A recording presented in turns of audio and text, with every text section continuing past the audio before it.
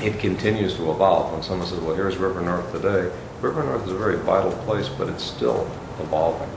We're going through its next phase of filling in the remaining pieces. For example, ourselves, we're in the midst of constructing a multitude of new projects. Office, for example, now is coming back to this area in a big way. We're going to have 2 major office buildings in excess of 1 million square feet, one of which we're involved in with Jenner and Block and Mesro. Kirkland and Ellis is moving their headquarters here. So there had been this movement going west towards the trains. Well, now you're going to have over 3 million square feet of brand new office space. What does that do? Those people who work there now go to our shops, go to the restaurants, and live here in the community. So it becomes even more of a 24-hour community, right? You have new parking, you have new retail coming in. As you know, we redid the block where Medina Temple is at, and that's an example of having the past and the present coexist together. You really can't appreciate and understand where you're going in the future unless you have some respect for the past. And if you continually destroy your past, it's like taking all your baby photographs and all your history of your family and tossing it out one day. So I don't remember anything. It doesn't mean anything to me. Of course it means something to you. It is, you don't have to live in it in the past. You just have to appreciate and respect it and adaptively reuse it.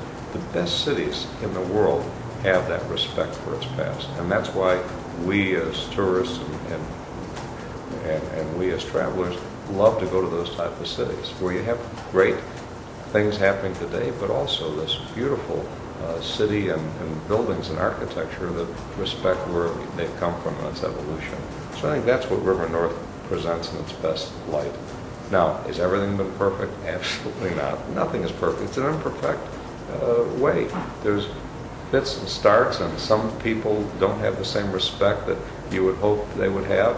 This is a free society in which everyone kind of does their own thing, and some people do very masterful architecture and great food, and other people have no clue what they're doing. But typically, the one that gets judged is based upon the economics. If what you've done is right, you have a financial reward, and if what you've done is wrong, you're out of business. You anticipated my next question, which was a lot of architecture critics have been hard on some of the high-rises that have been built here. Probably justifiably so, but you know, here's the thing. Someone asked me once, how did you allow that? I want you to understand that I'm not the chief elected official, and that's not how the zoning laws work. Everyone is entitled, particularly if they have by right, to build what they feel is economically viable. And what's the trend now? Are recent buildings? Do you notice an improvement in some recent buildings? Or? Well, I think the more it becomes competitive, you just can't build anything. People, you have to give people the customer. You're talking about residential construction primarily. You have to give someone something more than just a place to live. I think you have to give someone something that architecturally is more stimulating. And I think there's been some really nice examples of that. But there was a movie once called The Good, the Bad, and the Ugly, and I think we have it all here. I certainly am not proud of some of what I see, but fortunately, I will tell you, I'm not involved in any of that. What do you make of the Cathedral District? You were here before the name River North existed, and you sort of created an identity. Yes, right. And now there's this very small area. I think what's happened is it's interesting. It's kind of like a boutique idea all of a sudden that everyone wants to name. You know, in the old days, you'd have an address for a building. Your building would have a certain address. That'd be your address. No, then they added a name to it. You know, then they added a name to the area, and it became rather a cachet that should take place. But the reason that an area like this developed independently, because it certainly was not, you know, its original name, River North, is because it had to be separated from what was just the near north side. The near north side was this big amalgam of area that didn't identify anything. North Loop used to be called, right? It wasn't any of that. So we needed to separate that in terms of creative marketing, but also to separate it from Michigan Avenue. And Michigan Avenue had taken off on its own, as its own separate identity. When you talk about River East, well, I guess that should be defined as something, but, you know, Streeterville would argue that's really Streeterville, and, Right. you know, and so soon you'd have, well, okay, streets designated as a neighborhood in and of itself. I don't know that there's any magic, and yeah, someone can name whatever they'd like. Just because I helped put a name together for this neighborhood didn't mean it stuck.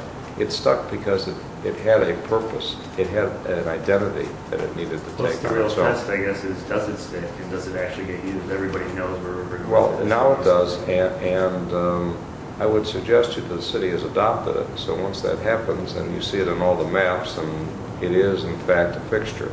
It wasn't initially, you didn't see it. Go back and take a look historically at any of the trade journals or any of the maps that would have been given in a hotel at that given period of time, and said, could you take me to River North? And someone said, what are you talking about? So when you ask about someone trying to identify another area as Cathedral District, well, I think that it's conceivable. I mean, you could start dividing the pie again another time, so instead of 8 slices it becomes 9, 10, 12, but I think it starts getting confusing to a point. How does the we'll kindly call them the entertainment meant for tourists, some of the schlockier stuff in River North, It's an interesting description of how does that mesh with sort of the fabric of the neighborhood? Mhm. Is that a Let me plus? Does it hold it back? Yeah, let me suggest to you that I think we have to realize in 2 roles that I've had 3 roles. One, having been the head of River North. 2, having been chairman of the Convention Bureau. And 3, having been chairman of the Landmark Commission for the city. All play out in answering that question. 1, in terms of running this neighborhood as a neighborhood, you want to try to be all-inclusive. We have a fabric that you simply cannot cater only to those people who are here. And remember, the neighborhood evolved. It's not like today is what it was, or that today is what it's going to become. It's still a young neighborhood in terms of its rebirth. We have a mixture, which is unique, of tourism, as you aptly put it, of residents now, and of businesses. And our first goal is to satisfy those people who live here in the city. I think that should always be our first goal. And that was how the neighborhood was created, with the art galleries, with the restaurants, and with the residential and loft adaptive reuse. That continues to go on.